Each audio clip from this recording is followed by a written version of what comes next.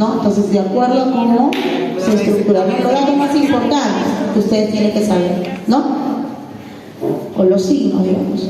Entonces, no se olviden que cuando hacemos preguntas también, digamos, en síntomas y signos, para lo que es, aparte del famoso Glasgow, ¿no? O el famoso Mini-Mental Test, yo tengo que determinar también otras causas que lo puedan llevar a trastorno del sensorio. El trastorno del sensorio, como les digo, no solamente es por un tema vascular, sino también puede ser por algún tema infeccioso. Y si hubiera un tema infeccioso, ¿qué podría yo pensar ahí? ¿Qué enfermedad neurológica? La meningitis, para eso tengo que preguntar si hay fiebre, no hay fiebre, ¿no? Y hacer exploración clínica, por ejemplo, para ver si hay rigidez de nuca, ¿no? Entonces hay las vasculares, hay las infecciosas, las degenerativas, o no olvidar que cuando hablamos de degenerativo, ¿a qué nos referimos? ¿Como qué ejemplos?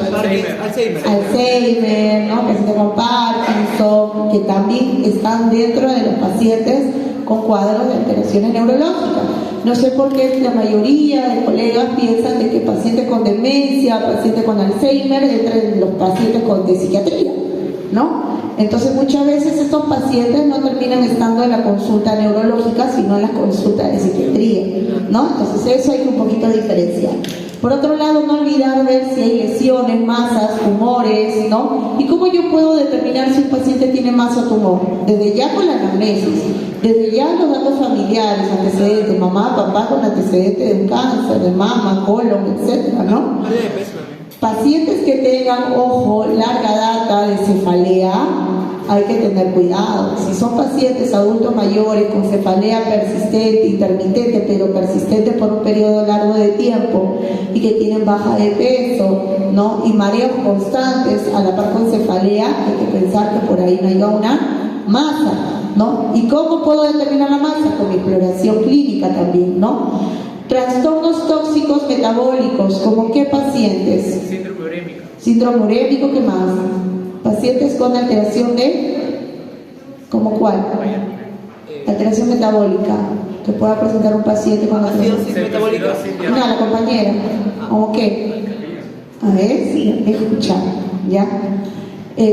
Como que como alteraciones metabólicas como el sodio, pacientes con hiponatremia, es muy característico que tengan trastorno del sensorio y tienen cierto grado de somnolencia, ¿no? O los pacientes con alteraciones de hipernatremia. Entonces, ¿qué le tengo que pedir? Si es un paciente adulto mayor que está seco, en el sentido de que yo le miro la mucosas secas, entonces hay que ver que el trastorno del sensorio no solamente sea por un TCV, un infarto, ¿no? Sino que pueda ser alguna alteración metabólica. Entonces, ¿qué le pediría yo? Un AGA, ¿no? Entonces, antes de pedir un examen sérico, ¿no? A veces el residente me dice, doctora, pero es que no hay para pedir electrolitos. Si me ha dicho a mí que hay que pedir electrolitos, pide el AGA, ¿no? Pero ¿qué pasa? Como no la quiere tomar, entonces hacen mil peros, ¿no? Entonces, ahora último están así, ahora los internos han pedido ahora, han hecho documentos para irse a las 12 del día, terrible, ya bueno. Como si una abusara acá, por favor.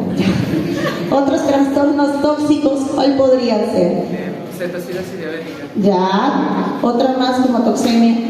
Intoxicación con... Ser nefrólogo, su compañero le gustaba. ¿Qué más?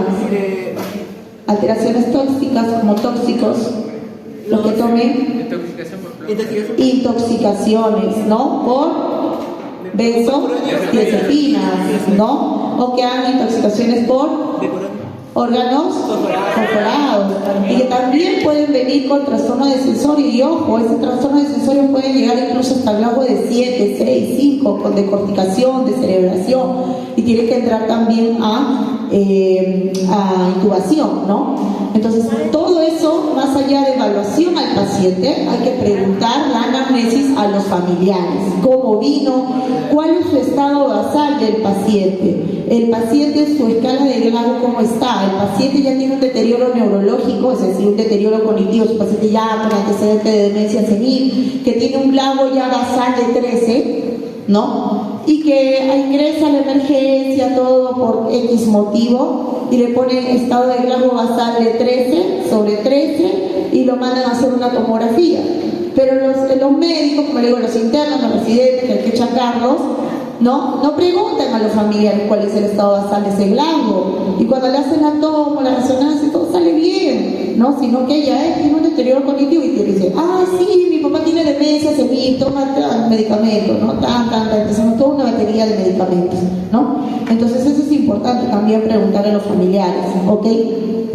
No olvidar que cuando yo hago la exploración neurológica tengo que ver, ¿no?, lo que es la parte de la conciencia, y eso en la segunda parte del examen físico lo vamos a ir, como se dice, degradando, ¿no?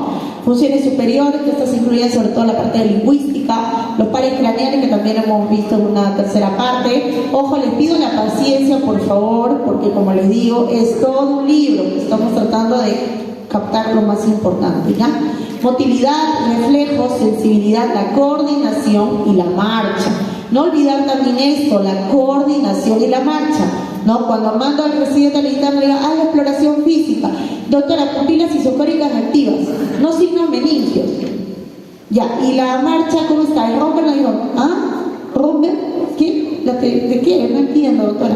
¿No? ¿Está lateralizado o no está lateralizado? ¿No? Entonces, todas esas cositas hay que preguntar al paciente, hay que evaluar al paciente, ¿ok? Muy bien. Entonces, para ver el estado de conciencia, no olviden que tenemos la escala de Glasgow, que también, como les digo, lo voy a degradar en la segunda parte, ¿no? Ver si está consciente, está ondulado, está estuporoso o está comatoso, ¿no? Las funciones superiores. Y miren, actualmente, eso también lo voy a ver en la segunda parte de la otro capítulo, existe la escala de Glasgow, la que conocemos, pero ahora han sacado la última determinante del 2015 para arriba una nueva valoración de la escala de Glasgow, donde de cierta manera yo voy a determinar, comprobar, observar, estimular y valorar, ¿no? Y de acuerdo a eso hacen una misma subclasificación muy parecida, pero de cierta manera entra a detallar estos puntos, ¿no? Nosotros seguimos, digamos, con la valoración común de Glasgow, pero hay algunos hospitales, y eso va para aquellos que vayan a ir a hospitales de mayor complejidad, tipo Grau, Menario, Revaliati, donde quién sabe les pidan o les digan cuál es la nueva escala de Glasgow. Entonces, por eso la estoy colocando y la voy a repetir en la segunda parte. Funciones superiores, como les digo, dentro de lo más importantes hay que ver el tema del lenguaje. ¿Y qué es importante considerar en el lenguaje? Las famosas praxias o alteraciones del lenguaje. Si yo tuviera una alteración del lenguaje para la expresión, ¿qué área estaría alterándose? Pregunta de NAM 2018. Broca. Área de Broca. Si fuera una alteración en la comprensión, ya, entonces esos datos es importante que ustedes lo tomen en cuenta, porque esa es pregunta de NAM y se sigue repitiendo cada año, ¿ya?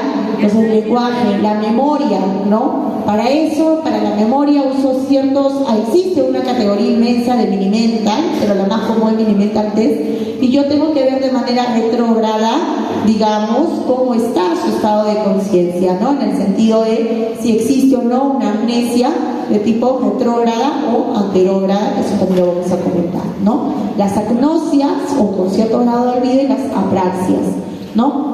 No olvidar que el lenguaje siempre va a estar basado en el hemisferio dominante. ¿Y cuál sería el hemisferio dominante? Mayormente el izquierdo, ¿no? Asimismo, no olvidar pues que para la determinación de estos centros del lenguaje nosotros tenemos que saber pues que tenemos las circunvoluciones, ¿no? Y estos están determinados en circunvalaciones mayores que van a, digamos, subdividir al cerebro, ¿no? Que ya todo el mundo lo sabe, está en pregrado inicial, ¿no? El famoso frontal, occipital, parietal, temporal, ¿no? Es importante lo que les decía, las áreas, porque nosotros vamos a determinar tanto la expresión como la comprensión. Hay que también, en el momento de basarnos en el lenguaje, lo que es la articulación, ¿no? Cómo yo articulo la palabra, porque existen alteraciones en esta articulación del lenguaje, a lo cual le vamos a llamar las disartrias, ¿no? Que es muy característico en aquellos pacientes que vienen por un cuadro de infarto cerebral, de CDs, etcétera, ¿no? Parafasias, con alteraciones también al momento de expresar ciertas palabras en conjunto con la compresión para dar órdenes o repetición continuas de las palabras. El mutismo, que a veces suele ser característico porque puede haber ausencia de habla, ¿no? Afasia, cuando hay una alteración en el lenguaje por el hemisferio dominante, esta puede ser global, ¿no? O famosa motora, ¿no? O la de Wernicke también, la que hemos visto, ¿no? Transcorticales, entre otras. Las alteraciones del habla no solamente incluye el tema de la disartria, sino que también puede haber un tema de disfonía, cuando hay alteración laringia, ¿no? Y como le hemos dicho, disartria, el defecto motor en la articulación. Entonces, no olviden que cuando hay una alteración en la expresión, área de Broca, y en la comprensión, área de Wernicke, ¿no? Memoria, para ver la memoria tengo también el mini mental test y hay una escala de valoración del deterioro cognitivo. Yo puedo ver si existe una amnesia global o puede ser, digamos, retrógrada o no. De acuerdo a eso, mayormente que se suele afectar o lo que se suele afectar mayormente es el temporal, ¿no? Y las apraxias, en el cual va a haber una incapacidad para realizar actos motores complejos, ¿no? Lesiones focalizadas en los circuitos entre los ganglios basales y la corteza del lóbulo parietal, ¿no? Puede ser constrictiva, idiomotora, ideatoria, para el momento de vestir, etcétera, ¿no? Las agnosias, que es la incapacidad de reconocer el significado de un estímulo visual, auditivo o táctil. Ejemplo de esto, yo, que últimamente, bueno, yo considero que debe ser por mi factor de estrés, pero ya llevo 2 meses donde tengo el problema que si esto es un libro, yo sé que es un libro, pero hay momentos donde me cuesta decir que es un libro, ¿no? Que no me da continuamente, sino de un momento a otro estoy así y veo que digo, oh, y pásamela. Yo sé que es una olla y tengo la imagen y no me sale la cara, o no sé. Entonces, diré que es estrés, pero nunca he hecho una evaluación, una tomografía en mi vida. Dios quiera que todo salga bien, si no ya Dios no quiera, ¿no?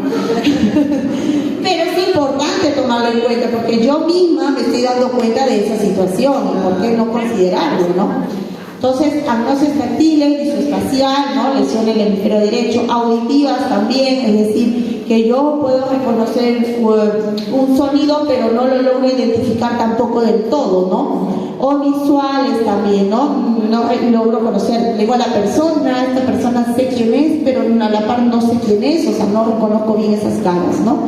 Alteraciones también de la imagen corporal.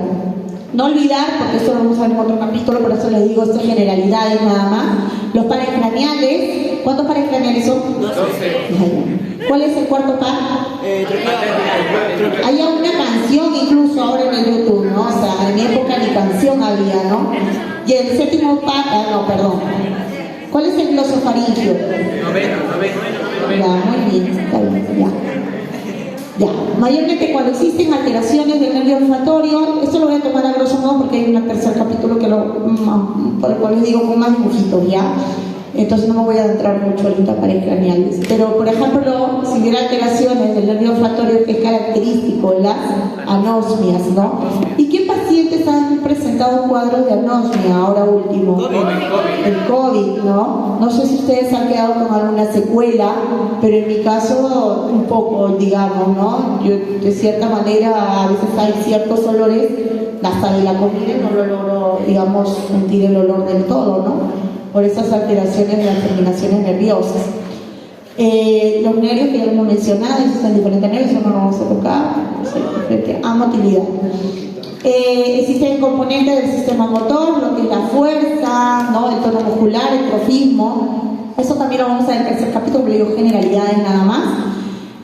Para nosotros determinar la motilidad tenemos que ver la vía, ¿no? La famosa vía piramidal con los tractos espinotalámicos, ¿no? El lateral, si existe un entrecruzamiento o no, si es una vía directa o no, ¿no? Y que esta está determinada en el caso de la vía piramidal con la primera motoneurona, ¿no? Y en el caso de la vía terminal común, la segunda motoneurona.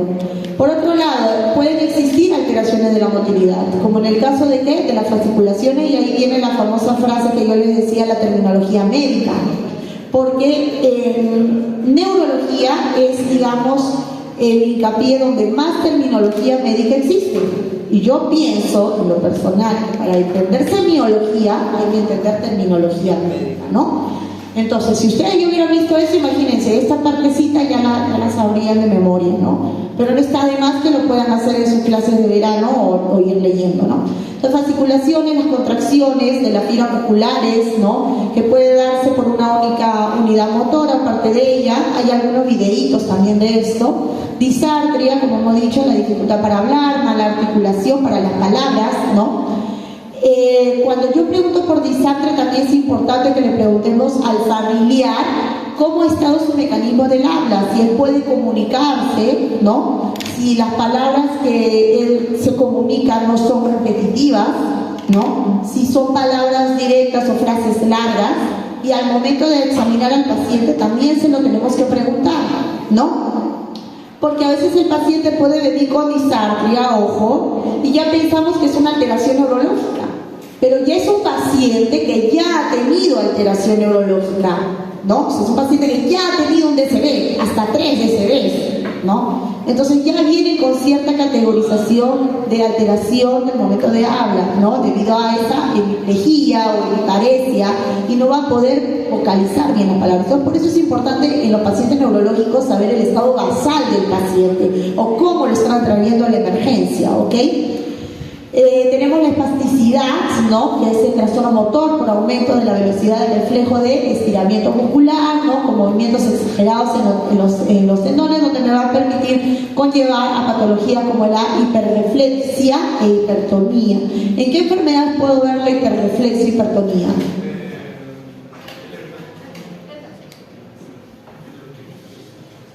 ¿Hipertonía? ¿Ya? ¿En qué? ¿Tétanos? Hiperreflexia o hipertonía en ciertos pacientes que también cursan con espasticidad, los pacientes que a veces hacen convulsiones tónico-clónicas, ¿no? O aquellos pacientes que tienen tétanos, esclerosis lateral amiotrófica, exacto. La paresia, como hemos visto, y lo vamos a ver en el capítulo, ¿no? Pérdida parte de la motricidad de uno o varios músculos del cuerpo, ¿no? Que puede ser temporal o puede ser permanente de todo el cuerpo, ¿no? El arco reflejo, a grosso modo, ¿no? Nosotros tenemos que saber que existe el órgano sensitivo, que está una neurona aferente, luego hace una sinapsis en el ganglio simpático, luego una neurona eferente y un efector, ¿no? Y que este está determinado, ¿no? A través del ganglio de la raíz dorsal, y este lleva sus determinantes a los nervios craneales, entre otros, ¿no?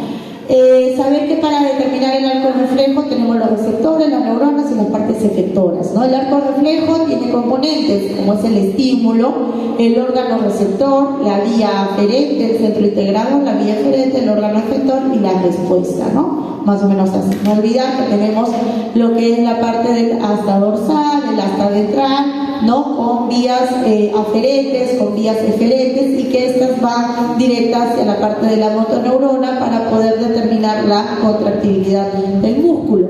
Vía aferente o sensitiva discurre de la parte periferia del cuerpo hasta la parte central, ¿no? Con conexiones interneurales. Vía eferente, formado por las neuronas motoras más que todo, ¿no? Se encuentra el centro, digamos, determinante, ¿no? Encargado de transmitir los impulsos hacia el órgano efector, ¿no? Y el reflejo por distensión, que es al momento de estirar una parte del músculo, ¿no? Que posee de cierta manera un aporte nervioso que logra contraerse, y eso hace un reflejo por distensión, ¿no? Ejemplo de esto es, por ejemplo, lo que nosotros conocemos, el famoso, ¿qué reflejo es este? Rotuliano. El famoso reflejo rotuliano, ¿no? Golpeamos la parte tendinal, en este caso patelar o rotuliana, ¿no? Y se da la famosa sacudida de la rodilla, ¿no? Entonces, es un reflejo por distensión del músculo cuádriceps, ¿no? Ya. Otros conceptos generales. Estamos viendo generalidades, ¿no? Tenemos, ejemplo, lo que es la parte esclerosis, ustedes van a saber, ¿no? Que es un endurecimiento de un tejido, un organismo, por un aumento normal, ¿no? Anormal, progresivo de la célula de tejido conjuntivo, ¿no? O el famoso clonus, que es la contracción y relajación muscular de manera alternante. La hiporreflexia, donde hay disminución de reflejos, hiperreflexia, aumento de reflejos, y sincinesias, que son movimientos que se realizan de manera involuntaria al momento de contraer. Yo contraigo un músculo e involuntariamente se realiza un movimiento, ¿no? Cuando yo quiero determinar la fuerza muscular en una escala de Daniels, donde yo lo voy a determinar por grados, y voy a ver de cierta manera el tipo de fuerza y la gravedad y resistencia, ¿no? Ejemplo, si fuera el grado 3, de esa gravedad, pero no la resistencia. En grado 4, vence gravedad y resistencia, pero con dificultad, ¿no? Tenemos también los reflejos, que también los voy a mencionar en la tercera parte del examen físico, ¿no? Pero no olvidar que para determinar los reflejos, pues también existe una escala en la numeración, ¿no? Grado 0, que es areflexia, es decir, que no hay una determinante de reflejos, y al no ver reflejos en un paciente, pues definitivamente el paciente tiene un complejo ahí neurológico, ¿no? Puede ser un DCB, un aneurisma, ya habría que determinar, pero de que hay un daño neurológico, hay un daño neurológico. O hiporreflexia, ¿no? Hay un punto, reflexia, 2 puntos, o hiperreflexia cuando es muy aumentado, ¿no? 3 puntos, o clonus, que es muy aumentado. Este es un dato que he querido también tomarlo en cuenta porque a veces suele ser pregunta de NAM, ¿no? Distinguir entre las alteraciones entre la primera neurona y la segunda neurona. Motilidad, digamos, voluntaria, parálisis de muchos músculos, en el caso de la primera neurona, y en la segunda neurona, en la parálisis de músculo de manera aislada. Tono muscular, esto también caracteriza. Tono muscular, primera neurona, hay una hipertonía o contractura. Segunda neurona, hay hipotonía o flacidez. O sea, ¿qué podemos determinar aquí? Sobre todo no olvidar, primera neurona, todo lo que es hiper aumentado, ¿no? Y la segunda neurona casi todo es disminuido, hipotonía, flacidez, atrofia, ¿no? Hiporreflexia, si se dan cuenta. Eso es lo importante que ustedes determinen cuando, por ejemplo, les pueda venir alguna pregunta, no tipo caso clínico, no caso clínico, y le digan, ¿cuál se está alterando? ¿No? El paciente que viene con hipertonía, primera o segunda neurona. Entonces ya saben primera, ¿no? Entonces, un poquito como para subclasificarlo, ¿no?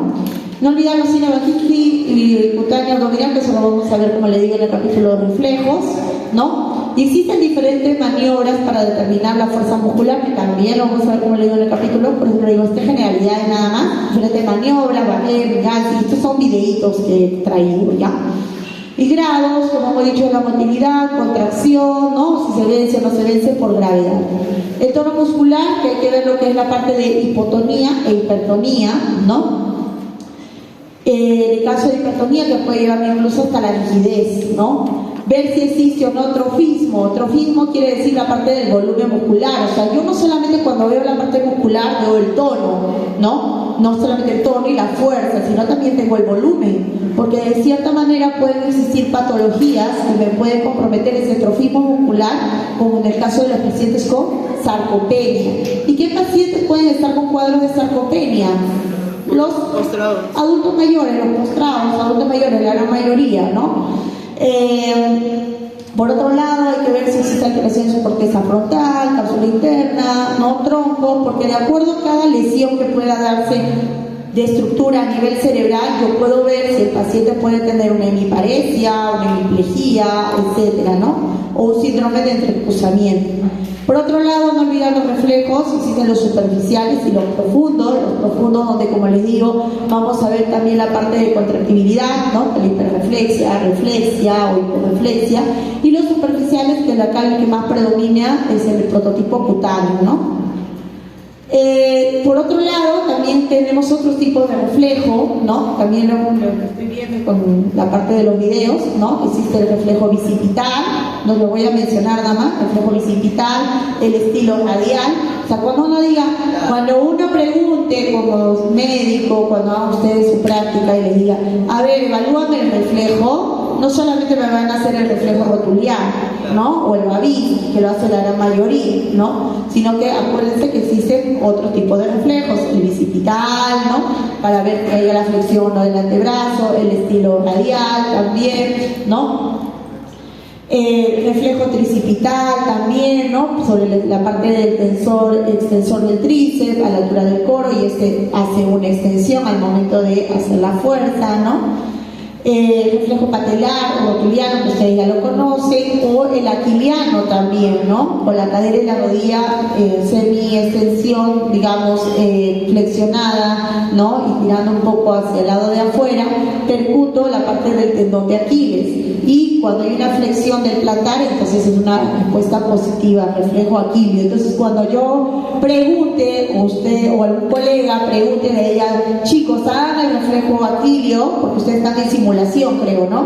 Entonces ya saben más o menos qué tipo de reflejo, y les estoy dejando todo el pool de videos. Que por favor miren, lo que me he tomado la paciencia suficiente para ponerles los 80.000 videos de neurología, ¿ya? Son puros videos de pacientes nada más, ¿eh? Reflejos superficiales, como lo han dicho, cutáneo abdominal, que es el más importante, ahí existe otros, crematérico, cutáneo plantar, ¿no? Sensibilidad, nosotros también tenemos que ver la sensibilidad, no solamente la parte motora, ¿no? Sino que también la parte de la sensibilidad, y esta sensibilidad sobre todo hay la parte termoalgésica, como la habíamos visto cuando era el tema de temperatura, dolor, ¿no? Y que esta se determina sobre todo a nivel del asta posterior, ¿no? Y que va a la parte talámica y luego hacia la corteza, sobre todo predominio parietal, ¿no? Existe el prototipo de tacto propiapático, el discriminativo fino, ¿no? Y el de la temperatura, que esto lo habíamos tocado, ¿no? Con las famosas zonas neuronales, como neuronas alfa y beta, ¿se acuerdan? A mí me gusta la parte de temperatura. Y sensibilidad, ¿no? La sensibilidad también tenemos la parte profunda, ¿no? Con los ojos cerrados, ¿no? O con los ojos abiertos, y hago que el dedo atrape uno con el otro. Acá también hay un video de eso. Por otro lado, no olvidar que también tengo que ver la parte de la postura y la coordinación del paciente para ver ese sistema de respuesta motora o no. Y miren qué importancia tiene, porque lo que más suele afectar es la vía extrapiramidal y sobre todo el cerebelo. Entonces quiere decir que cada paciente que venga con trastorno de sensorio y que venga con una marcha media descoordinada, no voy a decir que la paciente tiene un mareo y la voy a mandar a su casa, ¿no? Entonces hay que evaluar a la paciente determinada, ¿no? Existe lo que es cuando hay una alteración de esta coordinación, lo que es la ataxia, ¿no? Y esta ataxia, claro, si bien es cierto, puede ser de origen vestibular, pero no es de origen vestibular al 100%, ¿no? O sea, no porque el hecho tenga un tema de romper positivo ya es netamente vestibular. O sea, yo para eso tengo que realmente determinar que es de prototipo vestibular, ¿no? Porque si no, puede haber otro tipo de ataxia, ¿no? Como la parte cerebelosa, donde puede haber lesión del vértice o del hemisferio cerebeloso, ¿no? Pero el romper, sin embargo, es negativo, ¿no? Ejemplo de ello, yo tuve una paciente que ahorita está en Almenar en estudio, que venía por una pancreatitis, en resumen, pancreatitis. A los 2 días, aparentemente ella siempre se quejaba de dolores de cabeza, ¿no? Dentro de sus antecedentes nos decía que tenía dolores de cabeza y que le habían dicho que sufría de migraña, ¿no? Desde hace medio año. Pero sin embargo vino por su pancreatitis. Se le trató la pancreatitis y ya cuando le estábamos dando el alta, la paciente dice de que tenía más mareo y tenía dolor de cabeza, ¿no? Pupilas isocóricas reactivas, ¿no? Pero bastante náusea, llegaba a vomitar y mareos y dolor de cabeza. Por tal motivo, ¿no? Tenía al momento de hacerle el tema del romper cierto balanceo, pero no era del todo positivo, ¿no? Y por tal motivo le pidieron pedir una tomografía, pero le trato de que no solamente ubique la parte de cerebro, sino también la parte cerebelosa, ¿no? Y cuando hacen los cortes del cerebro se ve que la lesión está en toda la parte del cerebelo, ¿no? Y al final ha sido como una especie, que están estudiándolo todavía ahí en Almenara, pero tipo meningioma, pero a nivel de cerebelo, media rara la verdad. Incluso están viendo si se puede hasta publicar. Entonces, cosas así, ¿no? Entonces no hay que descartarlo, ¿ya? ¿Qué más? Por otro lado, no solamente hay que ver el tema de la marcha, sino también la coordinación, ¿no? Existen diferentes prototipos de coordinación, dedo-nariz, ¿no? El famoso pie ante pie también, ¿no? Que luego que camine por la línea recta como si estuviera marchando, pongo el talón y pie con otro. Como les digo, hay videos de eso para que me puedan entender. Y el dedo y nariz, ¿no? O sea, yo arrastro. Si el paciente me viene así, a la segunda es así, a la tercera es así, a la cuarta es así, entonces existe una alteración ahí en la prueba de dedo nariz, ¿no? ¿A qué nivel? Tiene que ser directo. Ajá, 90 grados así, ¿no? Directo, o sea, ir hacia la punta de su nariz, ¿no? La prueba talón-rodilla, que también es característico, que el paciente con la punta del talón, ¿no? Toque, trate de tocar de su rodilla y luego haga un descenso ligero por toda la parte de la pierna, ¿no? Hasta la parte final, ¿no? Y que lo haga con los ojos abiertos y cerrados, prueba talón-rodilla, ¿no? O el famoso palma, movimientos alternantes de la mano, ¿no? Dígale, haga movimientos alternantes de la mano y aquellos pacientes con una alteración neurológica no logran hacer completo el movimiento de alternancia de la mano, ¿no? Hay videos, como le digo. El romper también, ¿no? Colocando al paciente con los pies juntos, con la cabeza recta y los brazos colgando, ¿no? Le digo que el paciente primero esté con los ojos abiertos y luego con los ojos cerrados. Y cuando es romper positivo, pues se lateraliza hacia un lado, ¿no? Lo mismo que hemos mencionado, el de la marcha, ¿no? Si hay una marcha, digamos, un buen equilibrio, o si hay una marcha en tandem, o si hay una marcha solamente en talones o puntillas, porque existen patologías que pueden llevarme a este tipo de alteraciones de marcha, ¿no? Marchas apráxicas, que pueden ser por alteración frontal, hidrocefalia, etcétera, ¿no? O marchas abásicas, que le llaman, ¿no? Que el paciente no se pone de pie o no camina, pero no necesariamente porque tenga una alteración neurológica, también puede ser psiquiátrica, y eso hay que descartar primero, ¿ah? Hay que descartar, porque acá más bien en mi hospital todos creen que es psiquiatría, y no, ya, más bien al revés. ¿Por qué no quieren simplemente? O sea, ¿no se paran porque no quieren o porque no pueden, de verdad? Porque no los examinan, pues, eso más bien. Hay que examinar al paciente, ¿no?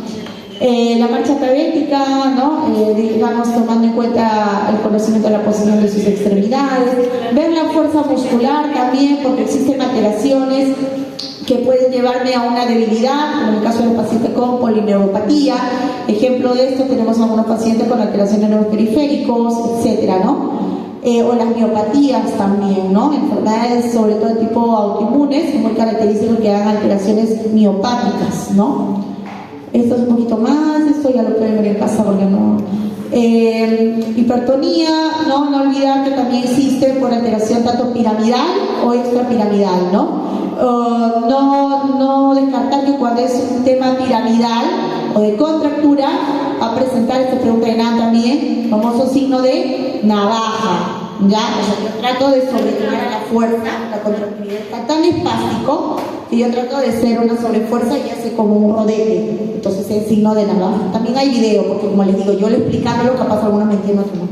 Y extrapiramidal es cuando hay una rigidez, hay una contrafuerza. El paciente igual, sí, ya está medio rígido, ¿no? Pero, digamos, yo hago una sobreposición en esa rigidez del paciente y el paciente hace una caída, como una rueda dental, ¿no? Entonces, ese es extrapiramidal. Entonces, si les viniera un caso clínico o les viniera algún tipo de pregunta de nada, donde hiciera, paciente que viene con el signo de la rueda dentada, ¿es piramidal o extrapiramidal? Ya, algo así, ¿no? Entonces, miren que son preguntas como básicas, digamos, para tomarle en cuenta. No se les pregunta a ustedes más allá de lo que normalmente deberían saber, ¿no? Movimientos anormales, distonía, mioclonías, asterisco por ahí aquí, justo eso lo vamos a ver ahorita en el capítulo. Y los signos meningios también, ¿no? La rigidez de nuca, Grudinsky, Kernig, que lo vamos a ver. Acá hay un grupo de videos que ustedes pueden ir viendo y ahora vamos a ir pasando primero a la primera parte y luego algunos videos y así, ¿ya?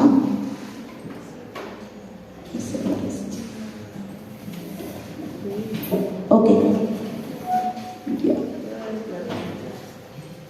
Ya, ok. Entonces, esto de doy cátedra a mi hija, ella le encanta hacer esto, creo que a ustedes les gusta hacer, el famoso Canvas y todo eso. Los niños de ahora ya aprenden todas estas cositas, ¿no? Ya, bueno, entonces, no olvidar, estado mental, orientación, nivel de alerta, memoria, el estado de conciencia. Ojo, a nivel neurológico también existen, perdón. Ya, ok. A nivel neurológico también existe lo que son las famosas facies. No significa que toda facie necesariamente va a ser a nivel, digamos, generalizado o a nivel ¿cómo se llama? Cardíaco, ¿no? Sino también existen facies neurológicas que lo podemos visualizar a simple vista cuando viene el paciente, ¿ok? No olvidar también la actitud del paciente, el examen sensorial, lo paracranial, la sensibilidad del cuerpo y lo motor sobre todo, ¿no? Marcha, atrofismo, movilidad. Entonces, estado de conciencia, ¿no? Es el conocimiento del sujeto, o sea, el paciente reconoce su realidad actual, por eso hay que preguntar al paciente si está orientado en tiempo, espacio y persona, ¿no? Por eso hay que preguntar, o sea, preguntar, ¿usted dónde está? ¿No? ¿En dónde vive? ¿Cómo se llama usted? ¿En dónde está? ¿No? ¿Está en el hospital? ¿Está en un cuarto? ¿Dónde está? ¿No? ¿Y quiénes son sus familiares? ¿Cómo se llama usted? ¿Quiénes son sus familiares? ¿No? Mi mamá, ¿cómo se llama la señora? Tal, Agustina, si le dice el apellido y todo, pues está orientado, ¿no? Por otro lado, también preguntarle, pues, para ver si no existe un grado de desorientación, ¿no? ¿Qué año estamos? ¿Quién es el presidente? ¿No? ¿Quién es el presidente? Algunas veces, si no es un abuelito adulto mayor de 95 años, y es muy de más preguntar esas pequeñas preguntas, pero sí capaz me siento un poco más joven preguntarle, ¿no? Una pequeña suma, 2 más 2 más 2, ¿cuánto es? ¿No? O 3 más 2, ¿no? 5 y menos 2, ¿cuánto es? ¿No? Entonces, cositas así, ¿no? Entonces es importante. Entonces también pueden existir alteraciones, sobre todo el estado de conciencia. Lo que más se suele alterar es el tronco encefálico, ¿no? Tenemos también un sistema activador reticular ascendente, que es el famoso SARA, y los hemisferios cerebrales, ¿no? Hay que estar conscientes de todas las, digamos, determinantes que se puedan presentar. Este SARA me va a permitir el mantenimiento del estado de alerta, ¿no? Entonces, ¿quién me determina el estado de alerta? El SARA, ¿no? ¿Qué incluye el SARA? El sistema activador reticular ascendente, ¿no? Y sobre todo, ¿en dónde lo vemos más? En la que es la determinación del estado de conciencia. Entonces, cuando existe una alteración de este estado de conciencia, me puede dar lo que es la famosa vigilia, lo que tiene la gran mayoría de ustedes, ¿no? Están en vigilia porque están despiertos, no duermen, ¿no? Supongo que estudiando toda la noche, ¿no? O puede existir el estado de somnolencia por atrás, ¿no? Que están descansando, ¿no? Con ciertos despertares momentáneos. O el estupor, que despierta pero ante un estímulo, ¿no? Y ahí el estupor entraría, digamos, aquellos pacientes en la escala de Glasgow, donde tienen una escala de Glasgow bajo y que de cierta manera yo tengo que hacer un tipo de movimiento, ¿no? O estímulo como tal para que pueda despertar, ¿no? Entonces, estupor, ¿no? O coma, que a pesar del estímulo no despierta para nada, ¿no? Es como un sueño profundo. Existen prototipos de orientación, la autopsíquica y la holopsíquica, donde yo voy a determinar si existe una alteración, la parte temporoespacial, ¿no? Esto me puede llevar a un estado de confusión o delirio. ¿Y en qué paciente yo puedo presentar o considerar un delirio? Esquizofrenia. Sí, en parte de los pacientes con esquizofrenia, ¿qué más? También los pacientes que toman sustancias psicoactivas, ¿no? Que pueden, o los pacientes que también están con alcohol y que hacen cuadros de síndrome de abstinencia, ¿no? Pueden usar con cuadros de delirio. Lucidez, entonces vigilia, confusión o delirio, alteración de conciencia, no olvidar nivel de conciencia, estado de vigilia, ¿no? Entonces, cuando existe, hemos dicho, alteración de la conciencia, también se da lo que es la alteración de la atención, ¿no? Y en esto yo tengo que basarme en lo que es la parte de la sensor-percepción o la hiprosexia o aprosexia, así se llama, ¿ya? Que es la poca capacidad que tiene el sujeto de fijar en mente sobre un determinado objeto, ¿no? No logra determinar un objeto fijo, ¿ok? Dime. ¿Y la crisis de ausencia? La crisis de ausencia, el petit mal, el paciente con cuadros de epilepsia o convulsión. ¿Con eso se le puede evaluar entonces? Claro, se podría valorar con ellos en los pacientes. Por eso hay que hacer una anamnesis completa en los pacientes, ¿no? Para ver el estado de conciencia, orientado o no orientado, ¿no?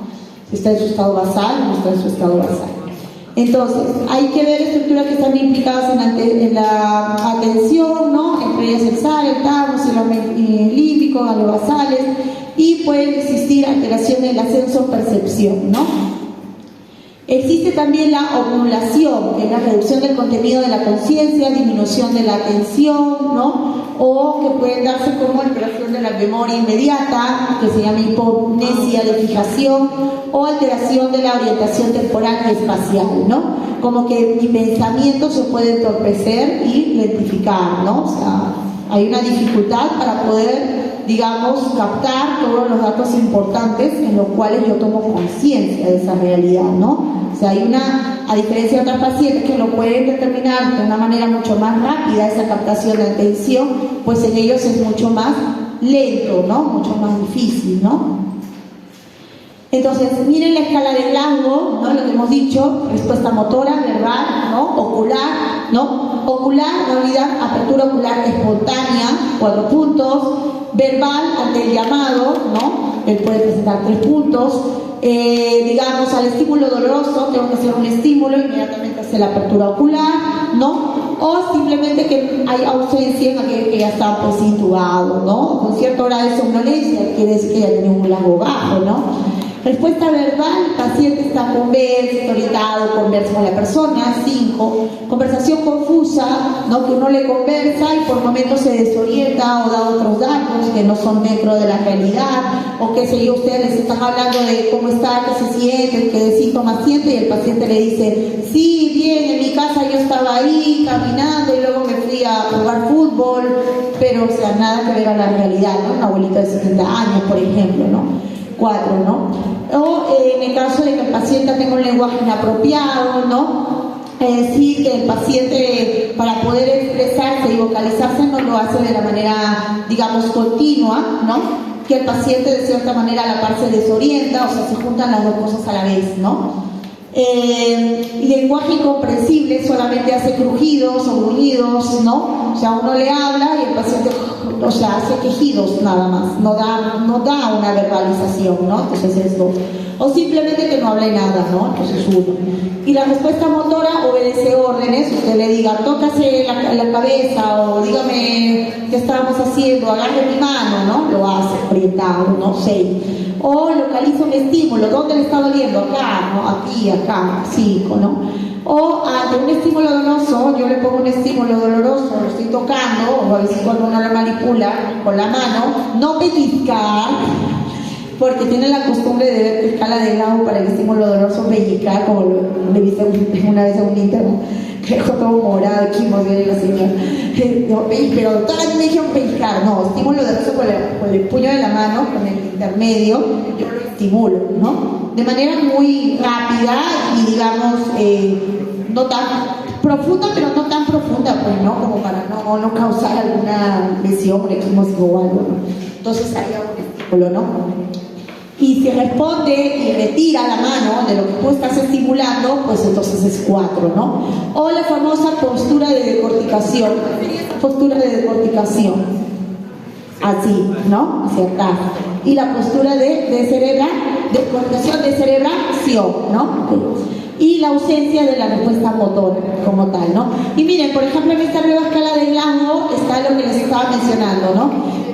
Consideran todo lo que es los estímulos, o sea, todas las determinantes para poder llevar el escalador de Glasgow, pero sin embargo lo que da prioridad es a comprobar realmente si hay respuesta o no, a observar la apertura ocular de los ojos, ¿no? A movimientos, a la estimulación tanto verbal, ¿no? O digamos física, ¿no? Digamos aquí poner presión en la punta del dedo, el trapecio, el arco supraorbitario y valorar, ¿no? Valorar la respuesta. Por otro lado existe lo que son las facies, ¿no? ¿Qué facies? A nivel neurológico existen diferentes facies, ¿no? Y aquí les voy a poner unos dibujos. Por ejemplo, tenemos la facie parkinsoniana, ¿no? Que es muy parecida al paciente tiroideo, si uno lo ve a grosso modo, ¿no? Muy parecido, es una facie de cierta manera media baja, sobrecaída, ¿no?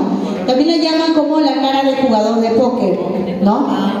No hay una mímica, no hay una expresión facial completa, hay un escaso parpadeo, ¿no? Una mirada fija, continua, ¿no? Facie parkinsoniana. O una facie de Hutchinson, o también llamada de astrónomo, característico porque puede existir un tema de oftalmoplegia, alteración oculomotora, ptosis palpebral con cierta caída, ¿no? De la parte palpebral, ¿no? Y no puede fruncir el ceño. Nosotros para de cierta manera, ante cualquier disgusto, fruncimos el ceño. En el caso de ellos no fruncen el ceño, ¿no? Y no nos permiten elevar la ceja, ¿no? Bien así, ¿no? Como muy parecido a esta imagen, ¿no? Y no puede dirigir la mirada, ¿no? Facie de Hutchinson, ¿no? Doctora, ¿en qué patología podríamos ver esa fase? El paciente con patología neurodegenerativa. Por ejemplo. Miopatías. Existen también los famosos, eso sí, ¿no? Las famosas parálisis facial, que eso sí suele verse recurrentemente en la emergencia, el consultorio, ¿no? Entonces, aquí es importante que ustedes vean, ¿no? La diferencia entre una parálisis facial central y, digamos, una periférica, ¿no? Donde de cierta manera en la central hay cierta preservación, ¿no? Para lo que es la parte de los movimientos, mientras que en la periférica hay una pérdida, ¿no? Hay una pérdida completa, ¿no? En la parte de la epical. Causa más común, pues la parálisis de Bell, pero también puede ser por hiperacusia, serotania, entre otros, ¿no? Que de cierta manera afecta el músculo occipital, es el que se afecta a nivel periférico, mientras que en el central este se respeta, ¿no? No hay afección, ¿no? A nivel del músculo occipitofrontal. Entonces, si preguntara qué alteración a nivel del músculo occipitofrontal se afecta en una parálisis facial, ¿la central o la periférica? Periférica, ¿no? Cositas. Existen otras facies, como la fascia del paciente con miastenia gravis, donde hace movimientos oculares lentos, con cierto grado de estrabismo también, digamos, dirige el ojo hacia manera alternante, se va hacia un lado, ¿no? Y que también puede haber un cuadro de ptosis palpebral, ¿no? O el famoso Clown-Bernard Horner, ¿no? Que es característico, ¿por qué? Porque hay la famosa ptosis, miosis, anhidrosis, ¿no? Entonces, ¿qué alteración existe en el Clown-Bernard Horner? Alteración del simpático, ¿ya? Entonces, eso es importante, porque como le digo, es pregunta de nada, ¿ya? Otra fase característica es la famosa fase de los pacientes con cuadros de paresia, biparesias, ¿no? Los famosos DCBs que vienen a los pacientes con la cara media caída, ¿no? Hacia abajo, ¿no? Como si fuera fumador de pipa, ¿no? O los pacientes con cuadros con distrofias musculares o miopáticos, como ven en el caso del paciente, medio inexpresivo, ¿no? Los surcos faciales medio borrados, ¿no? Medio compenetrado, el labio, digamos, superior un poco sobresaliente, como en pato, ¿no? O de tapir también, ¿no? Entonces, por cierto cuadro de distrofias musculares, ¿no? Existe otro síndrome, que es el síndrome de Parinau. Acá tengo un videito, voy a aprovechar. Síndrome de Parinau, que se caracteriza por una triada también, que es la triada de parálisis ascendente, ¿no? En el cual hay una dificultad al mirar hacia arriba, si se dan cuenta, puede mirar hacia arriba. Puede haber un cuadro de nystagmus o hiporreflexia papilar, ¿no? Presenta una disminución de la respuesta refleja. Acá vamos a poner un video, para que lo tenga un poquito. Si no... Doctora, ¿qué tipo de nistagmo? ¿Ah? ¿Qué tipo de nistagmo? Nistagmo retroactivo es. Acá está. Obsérvelo aquí. No se ve. ¿No se ve? ¿Dónde está el delegado? Se fue. Subdelegado. Segundo delegado, cualquiera de ustedes dos, que no es delegado, subdelegado. Yo no sé nada de ingeniería.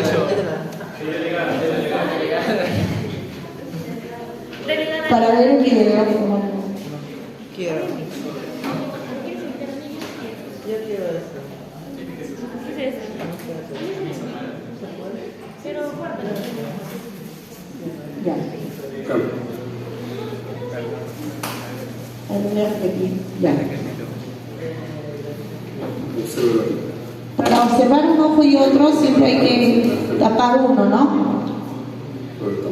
Viendo aquí. Ya, pues ya. Se desvía la mirada, ¿se dan cuenta? Viendo aquí. Cierto. O sea, el ojo está directo y el otro como que se desvía hacia el otro lado. Abra grandes sus ojos, observe esto aquí al frente. Síganlo con la mirada, por favor, sin mover la cabeza. Muy bien. ¿Por qué te Síganlo con la mirada sin mover la cabeza. Yo lo voy a subir. Abra grandes los ojos, síganlo con la mirada. No levante la cabeza. La cabeza no se levanta. Después. Ya, pues ya. Síganlo, por favor. Valinao. Es verdad. Síganlo. Y de los pares craneales no puede ser. Ya. Mis de los pares craneales no puede ser también. Claro, alteraciones de los pares craneales, y ahí lo van a ver después otra vez repetitivo en el cuando hablemos de los pares craneales. Entonces, ¿qué puede darse en este síndrome? ¿No? Dificultad de mirar hacia arriba, puede haber nistagmo, retracción de convergencia e hiporreflexia pupilar, ¿no? Entonces, mirada hacia abajo, alteración de la convergencia y nistagmo de convergencia, ¿no? Retracción, como le hemos dicho, ¿no? De retracción. Existe también lo que es la parte de la afasia, ¿no? La afasia tetánica, ¿no? La famosa risa sardónica, ¿no? Entonces hay un endurecimiento de los músculos faciales, ¿no? Con espasmos más etéricos que impiden la apertura bucal del paciente, ¿no? Acá tenemos, acá. Está el caso del paciente con risa sardónica, totanos. Otra vez. Ari, Delegado. Claro, el delegado, mientras que todos están acá adentro estudiando, sí, menos 5 puntos para el delegado, ¿verdad? Bien, chicos. La siguiente clase todos presentes, menos el delegado. Mentira. No, el video. Es que hay que estar.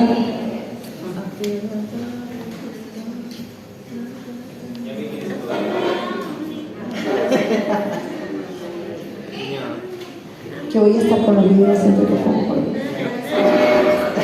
Mejor por aquí, creo que está así. Ya. Ok, este por ejemplo era el paciente con risa sardónica, ¿ya? Los videos son bien cortos, por eso hay que aprovecharlos. Ajá, sí es. ya cuando te el chiste. Ahora, viene un paciente así a la emergencia, no va a decir, ay, el abuelito que está con la debilidad, seguro es un infarto cerebral, vaya a su casa, abuelito. Y está alegre, señor, encima, ¿no? O sea, les juro que lo he visto en la emergencia. Entonces hay que ver, ¿no? Viene el paciente espástico, inmediatamente ha hecho trauma, ¿no? A valorar, hacer exámenes. ¿Eso puede ser por traumatismo o es Puede ser por traumatismo, infecciones, pero sobre todo infecciones, ¿no? infecciones? Famoso tétano, ¿no? Tétano.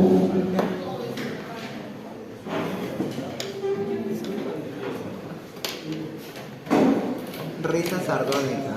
Ya, Parece estreñido y alegre. ya, seguimos.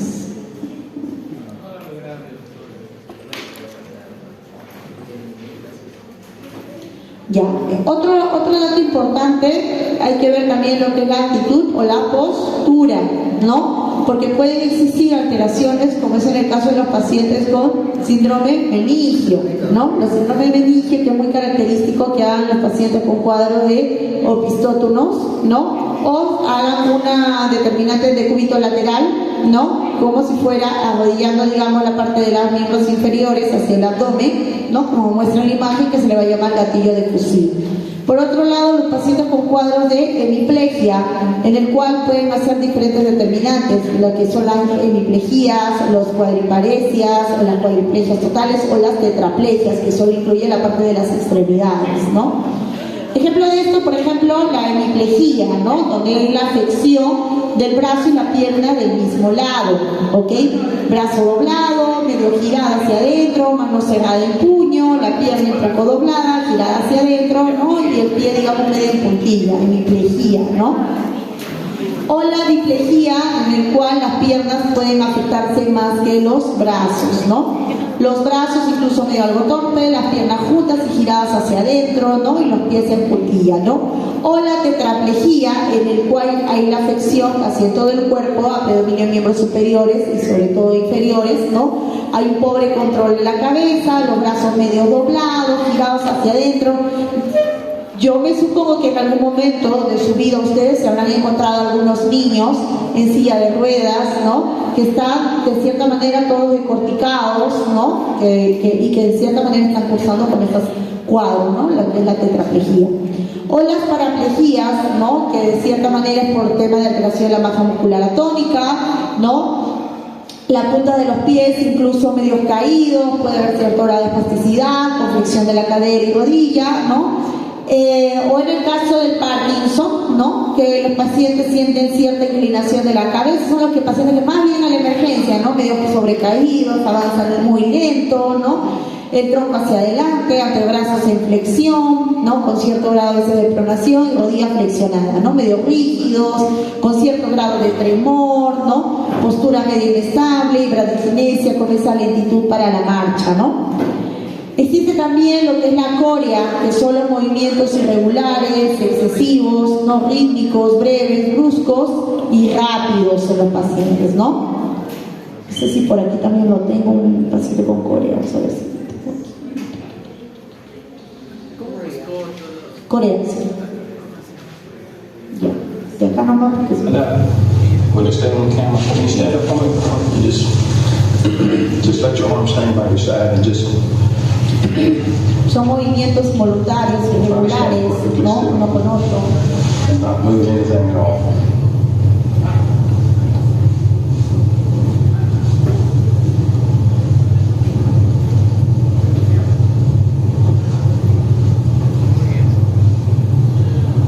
And he's in relentless motion. Okay, can you hold your arms out like this, Paul? And just keep them right there. Okay. Now spread your fingers apart a little bit.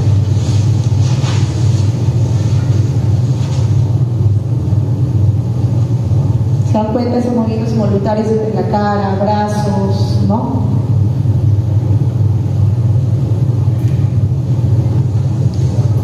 No pueden mantener una estabilidad, ¿no? Digamos, en sí, ¿no? Okay, that's good. Ya. No sé si ya. ¿No? Ejemplo de esto, que enfermedad como la cólera de Huntington, ¿no? Como nos duele el nombre. O las posturas de tipo antálgicas, ¿no?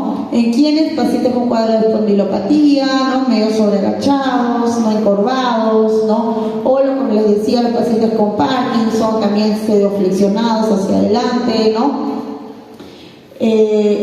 Tenemos lo que es las alteraciones también no solamente por la actitud o postura, sino también por la marcha, ¿no? Entonces es importante ver que el paciente pueda tener una marcha, una deambulación completa, ¿no? Ir hacia el mismo compás recto por donde va, ¿no? Porque existen alteraciones, por ejemplo, lo que es la marcha atáxica, ¿no? Una ataxia sensitiva o también llamada propioceptiva. ¿Y en qué pacientes se suele ver? En aquellos pacientes con esclerosis múltiple, tabes dorsales, neuropatías periféricas, ¿no? Marcha parética o también llamada tarética, ¿no? Pueden ser alteraciones entre la coordinación de los músculos agonistas, sin pérdida de fuerza, lesión de los cordones, sobre todo el prototipo posterior. Existen otro tipo de marcha, como hemos dicho, la marcha atáxica, la marcha por alteración a nivel de cerebelo, ¿no? Que de cierta manera me va a dar también a la par una marcha tipo estrella, ¿no? Me voy por un lado y el paciente se va así, como rodete, como si fuera una estrella. Camina 3 pasos adelante, 3 pasos atrás, a la derecha, a la izquierda, formando una estrella, ¿no? O también existe lo que es la apraxia de Bruns, que el paciente no puede dar inicio a la marcha. No es que no marche, sino que no puede dar inicio a la marcha. Hay unos pies, digamos, pegados al piso, ¿no? Caminando con una base amplia, pero con pasos cortos, ¿no? Y con cierta dificultad para lograr el giro, ¿no? ¿En quiénes se ve? Pues en los pacientes con cuadros de DCB, tumores, hidrocefalia. Entonces, para hacer esto, para determinar la marcha, ¿qué tengo que hacer? Que el paciente camine, ¿no? No decirle al paciente, oye, ¿sabes qué? Tiene pupilas isocóricas reactivas. No signos meningios todavía dicen, ay, ni siquiera lo han hecho al paciente, ¿ah? Así los he hecho todos los internos y los residentes, ¿no? No signos meningios, Babinski negativo, ¿no? Ni siquiera le han hecho el reflejo plantar, nada, ¿no? Entonces hay que hacer que el examen completo, hacer que el paciente camine, ¿no? No solamente que haga la parte lingüística. Ejemplo de esto, por ejemplo, lo que tienen ahí en su libro, 72 años, cambio de conducta, apatía, desinterés por todo lo que lo rodea, ¿no? Empieza con un cuadro de trastorno para caminar, con incapacidad de despegar los pies del suelo, ¿no? Lo que les digo, tipo caso pregunta, como ejemplo, ¿no? Despegar el suelo, y caídas frecuentes, no presenta alteraciones piramidales y extrapiramidales. Cuando está acostado mueve los miembros inferiores sin mayor dificultad, pero para el momento de caminar tiene los pies pegados. Por eso, pies pegados, ¿no? Se asocia una urgencia miccional, aunque en ocasiones puede presentar incontinencia esfinteriana, ¿no? Pies presenta, le ponen ahí una aplasia para caminar, ¿no? No aparentemente sin mayor compromiso, ¿no? Pero se da sobre todo este cuadro cuando empieza el paciente a caminar, ¿no? Ahí es donde hay la alteración, ¿no? ¿En qué paciente se ve? Aquellos con cuadro de hidrocefalia crónica o hidrocefalia normotensiva, ¿no? Y acá entra algo, un dato interesante, y por eso, como les digo, cuando son nombres un poquito raros, que nosotros mismos como médicos también tocamos, es importante ver que no tenga alguna patología completa. O sea, no solamente enfocarnos como un tema neurológico como tal, ¿no? Y por ejemplo aquí dice lo del síndrome de Hacking-Adams, ¿no? Entonces uno va y busca el síndrome de Hacking-Adams, ¿no? Tiene también una triada, ¿no? ¿Cuál es la triada? Demencia, porque tiene el paciente 72 años, ¿no? Ataxia de marcha, lo que tiene el paciente, ¿no? Y miren acá importante, urgencia miccional, ¿no? O sea, también tiene una alteración ahí para la orina. Entonces, ¿qué paciente me puede dar una incontinencia urinaria, una ataxia de marcha y una demencia? Si no conocemos esta patología, que no es común, porque no es común, pues el paciente va a ir, vaya a urología, vaya a nefrología y vaya a neurología, ¿no es cierto? Porque lo vamos a individualizar.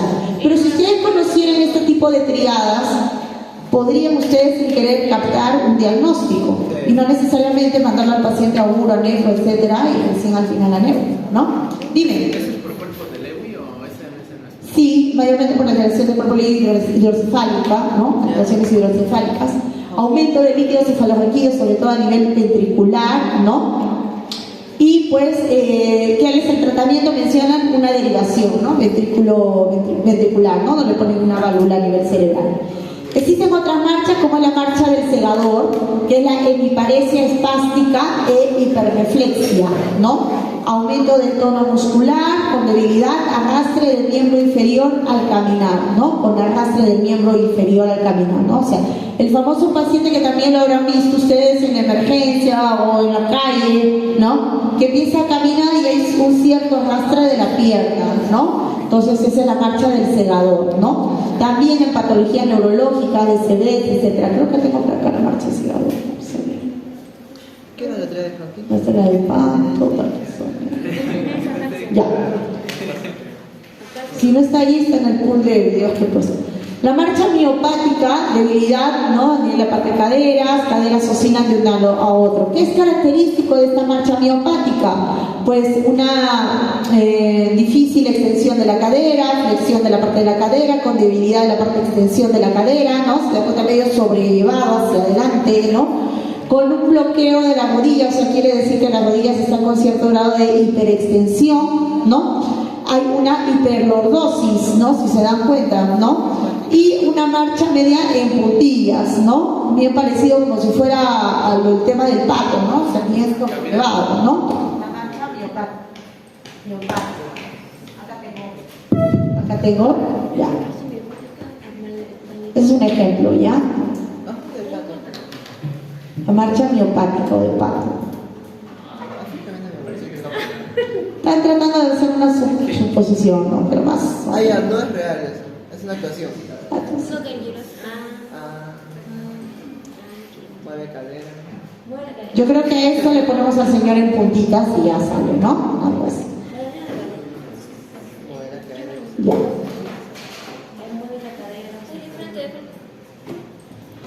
Existe también otra marcha, que es la marcha de estepaje, ¿no? Por alteración de parálisis de músculos dorsiflexores del pie, el paciente también, ¿no? Arrastra la punta del pie, ¿no? Arrastra la punta del pie, con flexión también parte de la cadera y rodilla, pero el paciente no puede pararse sobre la parte de los talones, ¿no? Y como cierta inclinación, ¿no? ¿Qué paciente? Por pacientes con cuadro polineuropatía o Guillain-Barré. O sea, no quiere decir que todos los pacientes sean por una alteración a nivel cerebral, puede ser a nivel gangliobasal, mesencéfalo, ¿no? Cerebeloso, ¿no? Desmielinizante, etcétera, ¿no? Marcha de estepaje también tengo por la referencia. Ah, la miopática. Step page. También como hay cierto arrastre del pie, ¿no? Pegado, ¿no? También. Y ya parece. A ver. La step page es la misma que la de pato, ¿no? La Estepaje, estepaje, que era miopática, ¿no? parecido, pero no. ¿No? Una es no, pegador, este paje. Ya. Ok. La marcha del famoso parkinsoniano, ¿no? Paciente tiende a caerse cuando camina, hay cierto balanceo de los brazos, ¿no? Eso también suele ver bastante en emergencia o cuando suben a un bus o incluso en la calle, ¿no? Son pacientitos que andan lento, con esa caminata lenta, ¿no? Con esos movimientos o temblores distales de las manos, incluso temblores a nivel de los miembros inferiores, ¿no? Muy parecida a la imagen. Inclinación del cuerpo y cabeza, temblor a manos, rodillas medias dobladas, ¿no? Acá está toda la batería de los videos que pueden visualizar Pero ¿cuál es el tipo de marcha? todo el fin de semana. ¿Ah? El tipo de marcha que más le ha llegado a su consulta, aparte Parkinson, estepaje, segador, de todo un poco, la verdad. Este de acá de la miopática no, la miopática no sé si, porque lo he visto más según la literatura, más entre el lado adolescente y pediátrico, o sea, capaz por ahí a los de pediatría les arreglamos. Pero esas son las más características. Por otro lado, hay que ver también no solamente, como les he dicho, la posición, actitud, marcha, sino también la parte de motilidad. Y acá entra lo que es la parte de la fuerza, ¿no? La fuerza muscular, trofismo muscular, etc. Entonces nosotros tenemos que de cierta manera determinar algunas características, como es la parte de alteración de esta motilidad, que son la amiotrofia, ¿no? Que es la disminución de la masa muscular, disminución y pérdida de la fuerza, ¿no? Que mayormente pueden causar o pueden ser de origen neurogénico, como es en el caso de los pacientes con fasciculaciones. ¿Y en qué pacientes yo puedo ver esas fasciculaciones? Que ojo, no es lo mismo que convulsión tónico-clónica o convulsión, o sea, fasciculaciones. ¿Hipotermia? No.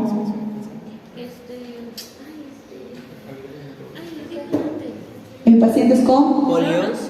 intoxicaciones, ¿no? Prototipo colinérgicas. Pueden presentar cuadros de fasciculaciones. Los pacientes que la ingesta de estos órganos fosforados, ¿no? Aparte de hacer la famosa alteración midriática, etcétera, hacen lo que son las fasciculaciones, ¿no? Que a cierta hora de temblor también acá.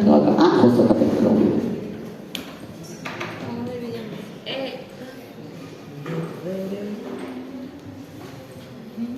La causa más común es intoxicación por órganos fosforados. La más común sí, pero hay las neurológicas también como tal.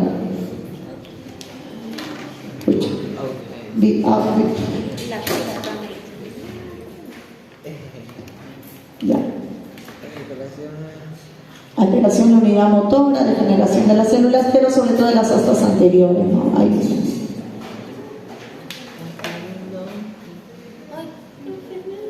¿Logran ver? Pues acá está parte. Parece un pulso. ¿Está? No, normal no es, un movimiento de músculo así solo, ¿no? Cuando se hace ejercicio fuerte, con pesas, a veces así que... Puede darse un poquito de sensibilidad, pero esto es continuo, o sea, no es que sea un solo momento, ¿no? Sino que es continuo. ¿Cuánto tiempo se considera? Que pueda durar incluso más de una hora esa fasciculación. Claro, ¿no? Entonces sería normal si es unos 2 minutos. Claro, sí.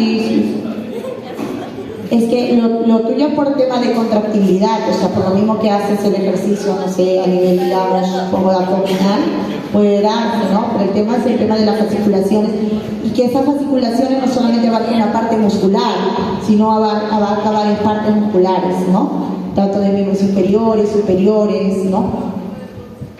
Ya. Entonces, las amiotrofias producidas por patologías musculares o atrofias miogénicas, ¿no? Sobre todo con alteración también de los reflejos osteotendinosos, dependiendo del grado de atrofia, ¿no? Me va a dar de cierta manera un compromiso de la fuerza muscular, ¿no? Ejemplo de esto también tenemos en la parte de los bíceps, depresión, digamos, longitudinal, fugas de la banda por las fibras estimuladas. Puede haber una respuesta miotónica con depresión localizada en el área estimulada al percutir tanto la lengua o la región tenar también, ¿no? Existe también dentro de esta alteración de la motilidad lo que es la pérdida de la masa y fuerza muscular, como es en el caso de lo que les decía a los pacientes con sarcopenia. Pero a la par también podemos tener lo que es el aumento de esa masa muscular. Y el aumento de esa masa muscular es característico en los pacientes con hipertrofia muscular. ¿Qué enfermedad es característica de esta hipertrofia muscular? La enfermedad de Thompson, que es como el niño de aquí, el niño musculoso, ¿no? Digamos, hay cierta hipertrofia muscular, ¿no? Con cierto grado de rigidez, ¿no? Y que parece que el niño se hubiera ejercitado todo el día. Por esta enfermedad, es una enfermedad de Thompson, por hipertrofia muscular. No, mayormente es por un tema mononeuropático, ¿no? Lo que estamos mencionando aquí, muscular, mononeuropático, motoneurona. Existe la pseudohipertrofia muscular, en el cual hay alteración de la masa muscular reemplazado por tejido muscular, sobre todo, ¿no? La enfermedad de Duchenne, ¿no? Sostiene los hombros y brazos hacia atrás, con esa hiperlordosis lumbar, lo que hemos dicho, tipo pato, ¿no? Barriga salida, ¿no? Músculos delgados y débiles, rodillas hacia atrás para sostener su peso, etcétera, ¿no? Hay que saber también que hay que evaluar no solamente el tema de la motilidad como tal, o sea, motilidad, sino también el tono muscular. Para ver el tono muscular hay que saber que existe lo que es la resistencia que me va a ofrecer el músculo esquelético ante un estiramiento, ¿no? O una semicontracción muscular. Tenemos el reflejo miotático o de estiramiento muscular, que actúan también a la par con las fibras del uso neuromuscular, ¿no? En el ganglio espinal de la raíz posterior, y que estos pueden llegar a hacer una sinapsis con las motoneuronas alfa en el asta anterior, ¿no? Que me da una contractibilidad refleja.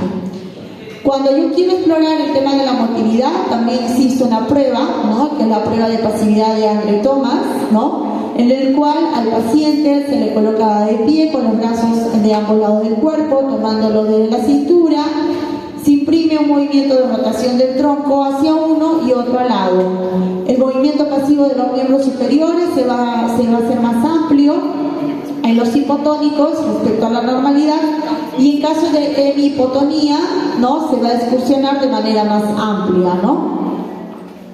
Tenemos otra maniobra, que es la maniobra de Stewart-Holmes, como el que se ve aquí, ¿no? Que se le considera también como rebote. El paciente se le pide que flexione el antebrazo sobre el brazo en dirección hacia el hombro homolateral, ¿no?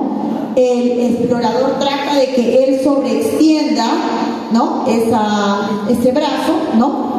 Y hay una cierta resistencia, o sea, una fuerza ahí, ¿no? Puede ser brusca, ¿no? Después el explorador cesa su intento de estiramiento, se produce un cierto desplazamiento del miembro flexionado, que luego retorna a su posición, ¿no? Otras alteraciones de la motilidad, tenemos lo que es la parte de la hipotonía e hipertonía, disminución del tono muscular, que es muy característico por miopatías, ¿no? Que pueden ser de origen medular, espinal, ¿no? Tenemos las polimiolopatías, atrofias espinales, o la hipertonía por aumento del tono muscular, ¿no?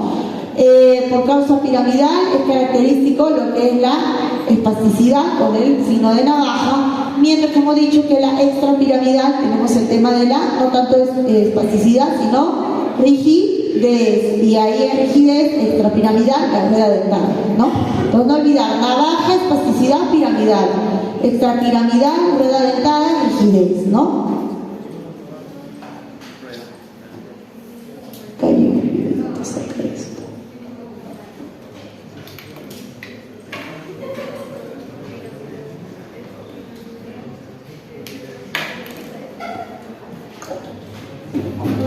Ya, que hay un poquito acerca de espasticidad. Hola, el día de hoy vamos a ver la diferencia entre un aumento del tono, en donde al inicio vamos a encontrar mucha tensión, una limitación, pero a medida que lo realizamos de manera lenta, va cediendo al movimiento, conocido como un signo de la navaja. Mientras que la rigidez ya lo asociamos a una lesión de la vía extrapiramidal y encontramos un aumento del tono homogéneo durante todo el movimiento. Durante todo el movimiento vamos a encontrar esa tensión, conocido como signo de rueda dental. Como caída, ¿no? Rueda dental, o sea, por partes. Ya. Otras formas de maniobra que podemos determinar es la fuerza muscular. ¿Se dan cuenta que es un montón de maniobras? Es un montón, pero trato de las más características. La fuerza muscular, que también podemos verla a través de una maniobra, es la maniobra de Minganci, ¿no? Que Minganci se llama. Mira, acá está, ¿ya? Ponemos en manifiesto la pareja de los miembros superiores e inferiores, ¿no? Se le solicita al paciente que mantenga los miembros superiores extendidos a 90 grados, ¿no? Y con los ojos cerrados, más o menos por 30 segundos. En caso de una paresia, el miembro afectado de cierta manera va a caer, ¿no? ¿Cómo yo puedo determinar? Esto lo hacemos muy característico, bueno, no en sí, ¿no? Pero muy parecido. Hacemos en aquellos pacientes que dicen, doctor, he tenido pérdida de conciencia, ¿no? He tenido pérdida de conciencia, no recuerdo muy bien, yo creo que tengo un infarto cerebral, ¿no? A ver, ponga sus manos, ¿no? Y aquella que, por ejemplo, tiene ese problema de que tiene hipocondríaca, ¿no? O que haya trastorno psiquiátrico realmente, inmediatamente lo va a tener ahí, ¿no? Lo tiene ahí directo. En cambio, el paciente que pueda tener alguna lesión neurológica lo va a ir bajando solito, porque obviamente no tiene el tema de la fuerza, ¿no? Entonces, realizar esta maniobra con las manos en suspensión, ya que la paresia puede ser por vía piramidal, con caída del miembro acompañado de cierta pronación, ¿no? De la pronación, ¿ok? Como figura en la imagen, ¿no? La caída, de cierta manera, cuando hay una caída del miembro, ¿no? Puede existir también lo que es la pseudoparesia de origen psicogénico o la caída del miembro, que está en este caso puede ser sin pronación. Para los miembros inferiores se procede de modo anólogo, después de ubicar al paciente en decúbito dorsal con los miembros inferiores extendidos y algo separados para evitar que tomen estos en contactos entre sí, ¿no? O los muslos sobre la pelvis y la pierna sobre el muslo. Se le pide al paciente que lo mantenga en esa posición al menos 30 segundos, ¿no? Y aquel paciente pues que tenga alguna alteración de prototipo neurológica inmediatamente va a caer, ¿no? Entonces, acá el punto es ver la sostenibilidad, o sea, que sostenga solo, ¿no? Porque si no lo sostiene solo y cae, pues ahí existe la alteración neurológica, ¿no? Yo le digo a su compañero, mantén las piernas estiradas, sobrelevadas, y inmediatamente una de estas cae, entonces puede existir ahí la alteración neurológica. ¿Eso es para Dime. cualquier edad? ¿Ah? ¿Eso es para cualquier edad? ¿O sea adultos mayores? Bueno, aquello con displasia de cadera, frágil, postrado, no lo vas a poder hacer, ¿no? Digamos, puedes hacerlo en adulto mayor, en cualquier paciente, pero que se movilice, pues, ¿no? No vas a poner con fractura de cadera, porque también te va a discriminar la evaluación, ¿no? Porque aquel con fractura de cadera, pues definitivamente exacto. O aquellos que ya tengan alguna alteración neurológica de ya. Si ya tiene un infarto cerebral con secuela en ese lado, pues definitivamente va a haber caída también, ¿no? Entonces hay que valorar, ¿no? O sea, pero si tú quieres hacer el examen neurológico como tal en el paciente, lo haces, ¿no? Existe otra maniobra, que es la maniobra de Barré, como la que muestran ahí, ¿no? Se efectúa colocando al paciente en decúbito ventral, ¿no? Boca abajo, ¿no? Ventral, no se olvide. Colocando al paciente en decúbito ventral con las piernas también medias separadas, en ángulo recto con el muslo, de manera vertical, que mantenga la posición en ese tiempo, ¿no? De todo el momento, digamos, y si en una de estas logra caer, pues hay una, o sea así, sea sobre arriba, o sea, digamos, ventral, ¿no? Sobrelevando la parte de la antepierna, ¿no? Y la pierna, si cualquiera de estas cae, pues en la maniobra se considera positiva alterada, ¿no? Entonces es importante también considerar. Por otro lado, no olvidar estos términos, ¿no? Médicos comunes cuando valoramos el tema de la fuerza, ¿no? La parálisis no permite el movimiento, la paresia, dificultad para llevar a cabo un movimiento, la hemiplegia, pérdida de la motilidad del hemicuerpo, que esta puede ser de tipo fascio, brachiocrural, ¿no? ¿Qué crural? Crural se refiere, miembro inferior, ¿no? Brachial, ¿no? O brachiocrural, la hemiparesia, que a veces se confunde con la hemiplegia. Ojo, la hemiplegia es la pérdida completa de la motilidad, pero en cambio la hemiparesia es una reducción de la motilidad, o sea, no es la pérdida completa, todavía hay cierto grado de fuerza, ¿ok? O sea, puede haber una disminución de la fuerza, pero no es completa. La hemiplegia, el paciente está totalmente que no lo mueve, ¿no? En cambio, en la hemiparesia hay un cierto grado de movimiento lento, débil, pero lo presenta, ¿no? Es una reducción de la motilidad activa del hemicuerpo, ¿no? La cuadriplegia, que es la afección de los segmentos cervicales de la médula y puede comprometer superior, tronco, miembros inferiores, ¿no? Incluso puede incluir trastornos autonómicos como es el tema de la defecación o omisión, ¿no? A veces vienen los pacientes por pérdida de esfínteres, quiere decir relajación de esfínteres, ¿no? Que pueden ser de origen, digamos, neurogénico, por lesión neurogénica, etcétera, pero hay que pensar que no puede ser por un tema de enfermedad a nivel cerebral, ¿no? Que es muy característico en estos pacientes y presentan pues disminución de fuerza y de movimiento de los miembros inferiores, con relajación de esfínter, tanto anal como también a nivel, digamos, urinario. Entonces el paciente se echó popó, la picha y todo, ¿no? Entonces ahí hay que inmediatamente hacer una tomografía, ¿no? O la paraplegia, pérdida de la motilidad en los miembros inferiores. Si es por origen traumático, quiere decir por un traumatismo o algo, puede parecer una paraplegia incompleta. La hemiplegia, cuando abarca más que todos los miembros superiores. La paraparesia, reducción de la motilidad de miembros superiores, ¿no? La monoplegia, que va a ser la parálisis de los músculos de los miembros superiores e inferiores. Y la fatiga y debilidad, el movimiento se logra dar, pero con cierta lentitud, ¿no? Entonces, monoplegia, como hemos visto, afecta una extremidad, ¿no? Hemiplegia afecta ambas extremidades, ¿no? Superior e inferior. Paraplegia afecta sobre todo extremidades tanto o superiores o inferiores, ¿no? Y cuadriplegia afecta las extremidades superiores e inferiores, ¿ok? Entonces es importante esto definir, porque si viene el paciente, a veces vienen los pacientes con paraplegia y dicen, no, el paciente tiene una hemiparesia en el lado derecho, ¿no? Pero sin embargo sí puede mover el miembro superior o ambos miembros superiores. Entonces no es que tenga una hemiparesia, sino que tiene una paraplegia. Entonces yo tengo que valorar miembros superiores e inferiores. ¿Qué le digo? Que movilicen los miembros superiores, que movilicen los miembros inferiores. O sea, yo no voy a evaluar solamente miembros inferiores, tengo que valorar todo, ¿ya? Existe también la evaluación de lo que son los reflejos, ¿no? Los reflejos que tenemos, los reflejos osteotendiinosos profundos y los superficiales.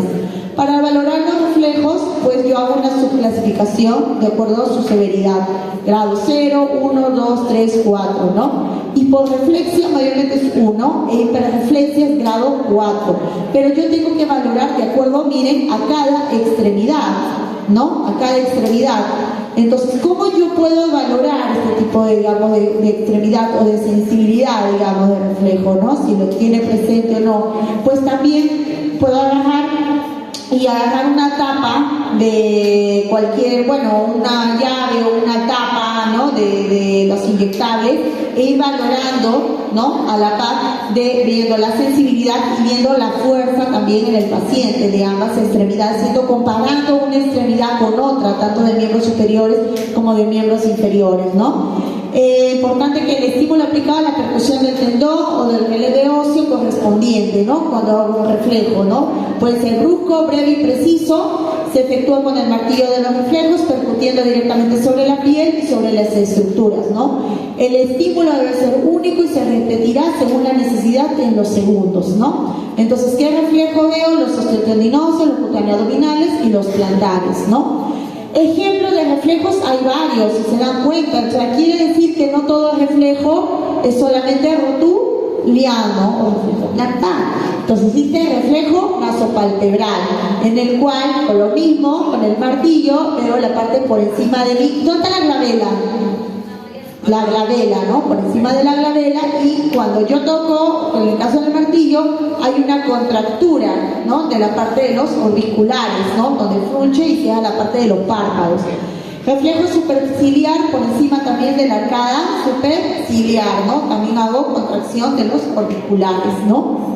Reflejo maceterino, como muestra la imagen, con la boca media entreabierta, percuto en la zona del índice, ¿no? Y inmediatamente me hace una contracción ahí, ¿no? Con cierto grado de ascenso de la parte de la mandíbula, ¿no? Reflejo maceterino. Reflejo bicipital, ¿no? Como hemos visto aquí, ¿no? Inmediatamente con el brazo medio extendido, pero la parte un poco flexionado, trato de también poner la parte del martillo, semiflexión y cierta supinación, ¿no? Acuérdense, supinación, pronación, ¿no? Se lo muestran en la anatomía. Percuto en la parte del tendón del bíceps, ¿no? Y que inmediatamente cuando hago eso va a flexionar el antebrazo, ¿no?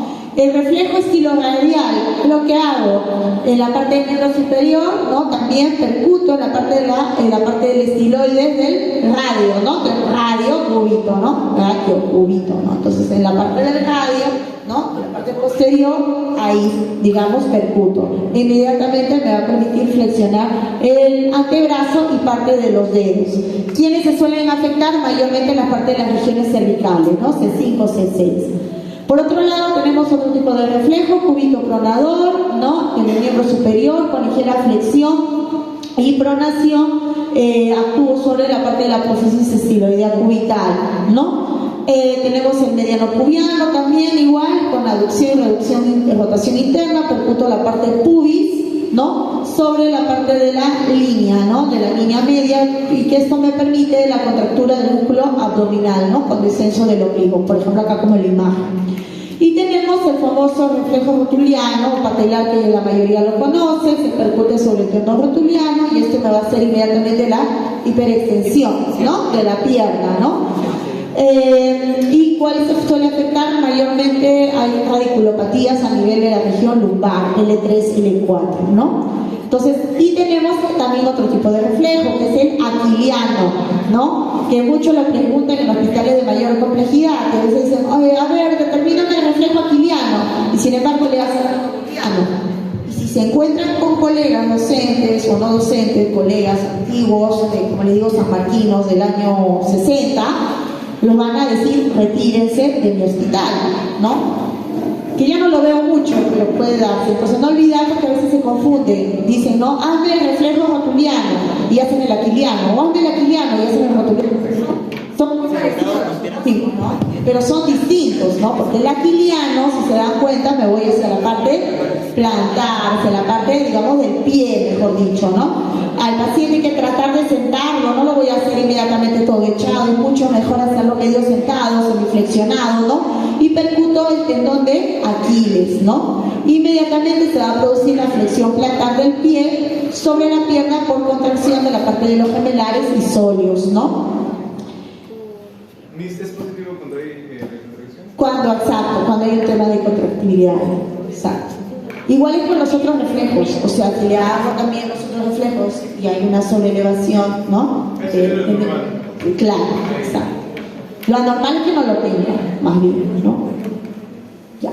Entonces, ¿qué alteraciones pueden existir? La hiperreflexia, ya estamos terminando esta parte para que tengan claro su break, no está el delgado, ¿verdad? Delgado, ya, hiperreflexia osteotendinosa, ¿no? Cuando la respuesta es excesiva, ¿no? Informa sobre la liberación del reflejo miotático, ¿no? Puede comprometer, no se olviden, la gran mayoría de estas alteraciones nerviosas musculares, si se dan cuenta, comprometen más la vía piramidal que la vía extrapiramidal, si se están dando cuenta, ¿no?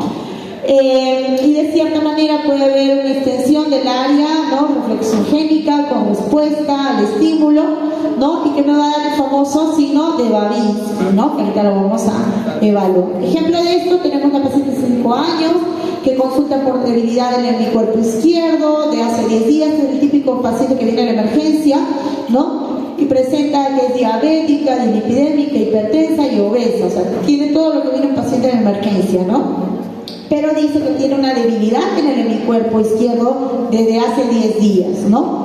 Entonces, ¿qué podemos nosotros pensar? Pues que el paciente pueda tener descartar un DCB, ¿no? Por todos los antecedentes, por el cuadro patológico que presenta, por esa debilidad en el hemicuerpo izquierdo. Y esa debilidad del hemicuerpo izquierdo sería una hemiplegia o una hemiparesia, ¿no? Con la idea de debilidad, ¿no? Puede haber sin el compromiso con la neurona superior y piramidal del hemicuerpo izquierdo, ¿no? Existe también lo que es la hiporreflexia y arreflexia osteotendinosa, ¿no? Sobre todo por abarcar la parte de a nivel de respuesta motora, hay una abolición de la respuesta motora, ¿no? Puede acompañarse con patología del sistema nervioso periférico, ¿no? También del nervio espinal, ¿no? Bloqueo de la unión neuromuscular, ¿no? Y tenemos el famoso clonus también en el caso del paciente, ¿no? En el cual hay una respuesta muscular refleja en las contracciones de manera rítmica, ¿no? Ante un estímulo con cierto grado de estiramiento muscular, ¿no? Existe una alteración del reflejo miotático, ¿no? De estímulos inhibitorios, ¿no? Y que es muy parecido a la hiperreflexia osteotendinosa, ¿no? Y sobre todo abarca la vía piramidal, ¿no?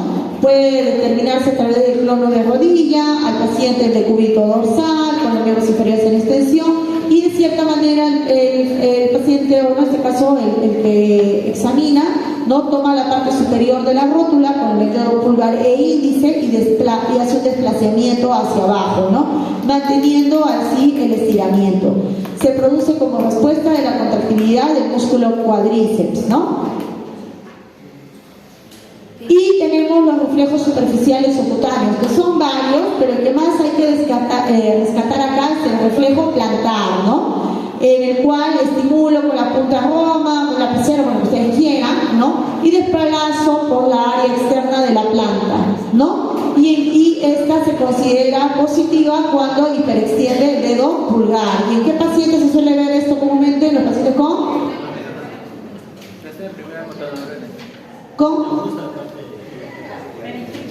meningitis, ¿no? Muy bien, pacientes con meningitis, ¿no? Existe otro tipo de valoraciones, y acá esto lo vamos a resumir por aquí, diferentes otros signos, ¿no? El signo de Babinski que hemos mencionado, ¿no? Negativo, el signo positivo con la hiperextensión del dedo pulgar, ¿no? En el cual es muy característico en los pacientes con meningitis, ¿no? Con alteración en la neurona motora superior o en lesión del tracto piramidal. Y existen otros signos como es el signo de Chadok, ¿no? Que de cierta manera estimulo pero la cara lateral de la parte del dorso del pie, ¿no? Desplazando el estímulo debajo del malleolo externo y hacia los dedos del pie, o sea, de manera larga, ¿no? Este signo es un signo sucedáneo al signo de Babinski, o sea, también interpretativo, ¿no? Es positivo cuando se provoca el signo de Babinski estimulando la parte externa de la planta del pie, ¿no?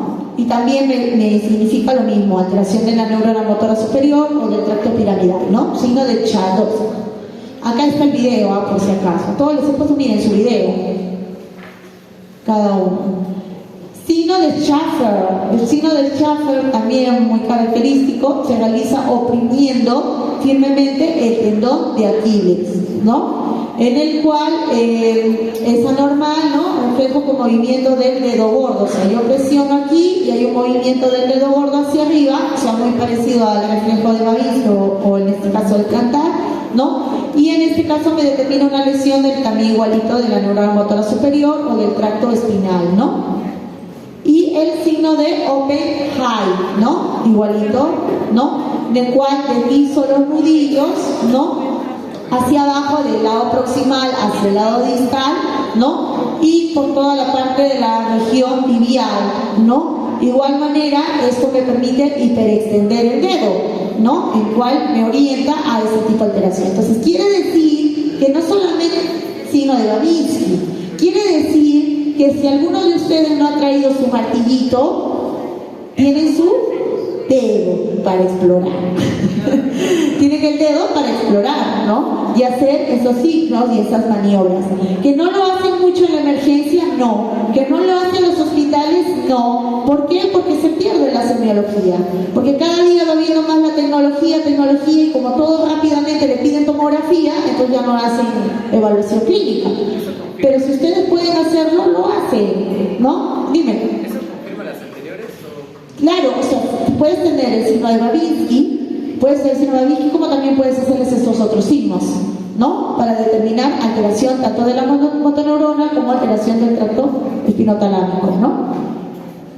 Miren acá, ¿no? Chadok, hay diferentes, lo que hemos visto, el Schaffer, Oppenheim, Babinski, Chadok, ¿no? Son los más característicos. Listo, muy bien. ¿Van a hacer break o me voy a la tercera? Ya, un mini break, son 4:20. 4:45. Ya, dime. ¿Qué más falta? Pares craneales lo he tratado de resumir así lo más importante. Y luego ya solamente son 2 patologías clínicas que ya